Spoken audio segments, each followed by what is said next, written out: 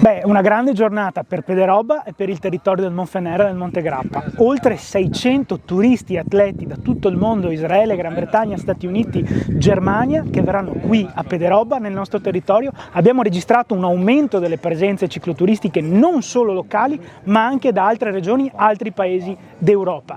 È una straordinaria scommessa che stiamo portando avanti e vogliamo portare avanti con tanti progetti. Questo è uno di questi, ma abbiamo altre importanti iniziative che nei prossimi mesi saremo lieti di presentare. Oggi siamo qui a Pederobba in questa nuova location, finalmente è tornata la Transalp, l'ultima edizione era stata nel 2018 e finalmente appunto siamo ritornati quest'anno 2023. Una nuova location qui a Pederobba che come vedete è grande, ospita tutti questi ciclisti.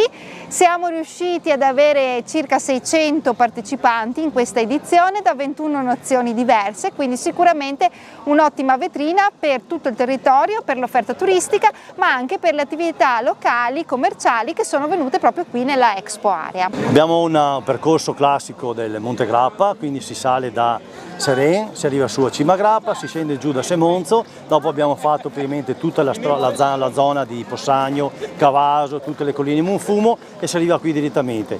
Diciamo che il nostro intento è di far scoprire il Grappa e tutto il territorio e anche quest'anno ci siamo riusciti. I tedeschi tornano sempre volentieri qui perché sono innamorati del Grappa e quindi anche quest'anno abbiamo raggiunto il nostro scopo e io penso che tutta la gente che è qua oggi potrà ammirare le nostre zone, è una giornata splendida così, quindi abbiamo fatto anche quest'anno bingo insomma. Oltre 100 volontari impegnati oggi grazie alle tante associazioni comunali presenti e anche ai volontari provenienti dai comuni di Alano e Possagno.